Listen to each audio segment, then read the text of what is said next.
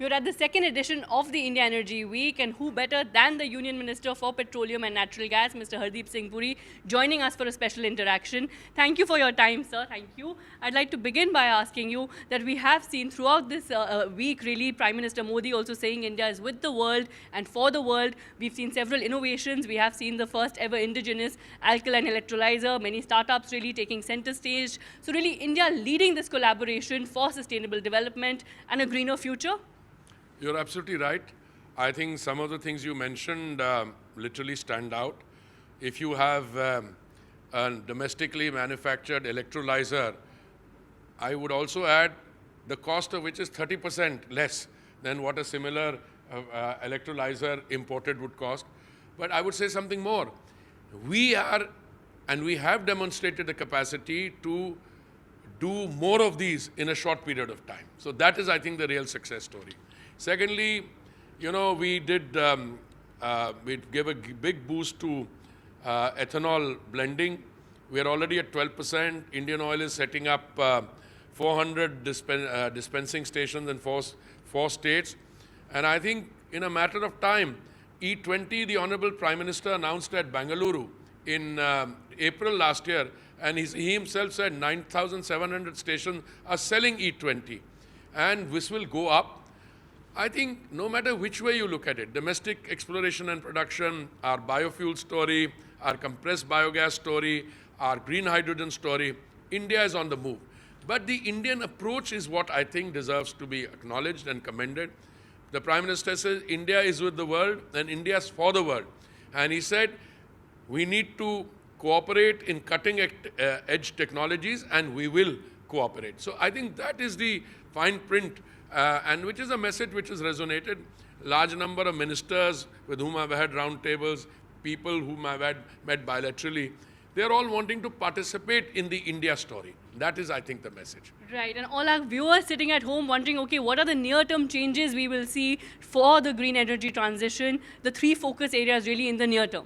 होता क्या है कि आप देखते हैं जब भी कंटिन्यूटी होती है और कंटिन्यूटी के बीच में चेंज होते हैं, लोगों को शायद ये चीज़ एकदम दिखती नहीं है, पर आप उनको याद कराएं कि पिछले साल अप्रैल से लेके अभी तक E20 ब्लेंडेड फ्यूल अब 9,700 स्टेशन में मिल रहा है, और कुछ आने वाले समय में आपके सामने ये भी हो जाएगा कि कुछ स्टेशन में सिर्फ एथेनॉल के बंक्स में होगा.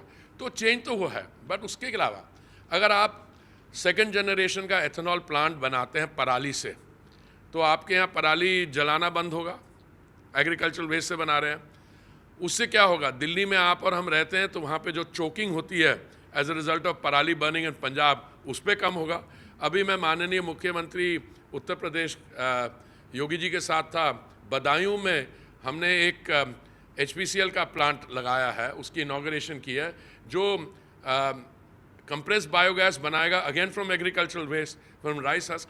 तो बहुत ज़बरदस्त काम हो रहा है. और देखिए, आप एनर्जी ट्रांजिशन ग्रीन की तरफ जाती हैं, उसमें फ़ायदा है, उससे हमारे किसानों को फ़ायदा है, और बाकियों के लिए आप देखिए उज्ज्वला योजना, आप देखिए E20, आप देखिए कंप्रेस्ड बायोगैस, ग्रीन हाइड्रोजन आने वाले समय में उसकी वाइड एक्सेप्टेंस होगी. और ऐसे जैसे इलेक्ट्रोलाइज़र, कितनी देश हैं दुनिया में जो इलेक्ट्रोलाइज़र बना सकते हैं. That is the issue. Absolutely. India has also signed the largest ever LNG deal with Qatar. Could you take our viewers through those details for the 20-year period? I'll tell you, we already had a long-term deal with Qatar, which was till 2028. And we just signed, and we announced that we have signed a further long-term deal for another 20 years with Qatar after 2028. And I think this is something which will be part of the country's, Bharat's energy transition, and it's a very good deal in terms of both availability and the commercial aspects. Right. Now, the Indian economy has also remained resilient through geopolitical tensions, really, and we have seen concerns on the rise as far as the Red Sea attacks are concerned more recently. So, in your words, India is concerned, but there's no need for a panic mode. Well, I would put it slightly differently. India's success is ultimately going to be measured by how we grow. और पिछले 3 quarter में, जैसे माननीय प्रधानमंत्री जी ने कहा, we have grown at 7.6%. मुझे पूरा विश्वास है कि उनकी इंस्पिरेशनल लीडरशिप के साथ चौथा क्वार्टर के रिजल्ट भी उतने ही अच्छे होंगे. अगर वो होता है तो हमारी जो ग्रोथ स्टोरी है दैट इज़ वेल नोन। बाकी जो रेड सी में होता है या कहीं और होता है, नॉन स्टेट एक्टर्स जो भी करते हैं, मैं तो यही कहूँगा एंग्जाइटी है, कंसर्न थोड़ा सा है। हम यही चाहते हैं कि ये चीज़ बढ़े नहीं, there should not be outbreak on hostilities on a large scale. And if things remain under control, I have no doubt that we'll be able to navigate past this. All right, and what are the lessons lastly that the world can learn from Iceland leading green energy transition, and what do you think we can sort of learn from them? No, India is a sui generis case. India is a country which has done a lot of its domestic thing. देखिए biofuel story, biofuels की शुरुआत कहीं और से हुई, पर मुझे तब भी कहा जाता था जब मैं ब्राज़ील में राजदूत था कि अगर इंडिया बायोफ्यूल्स को ज्वाइन कर लेती है तो आप ये समझिए आने वाले टाइम में बायोफ्यूल्स जो हैं they can become an internationally traded commodity. और जो माननीय प्रधानमंत्री जी की अध्यक्षता में G20 के दौरान ग्लोबल बायोफ्यूल्स अलायंस बनी है, बहुत कंट्रीज़ इंटरेस्टेड हैं इसमें। सिर्फ कंट्रीज़ नहीं, इसमें international stakeholders, grain associations, other association, they all want to join in, and उनके सबके सहयोग के साथ ये बढ़ेगी।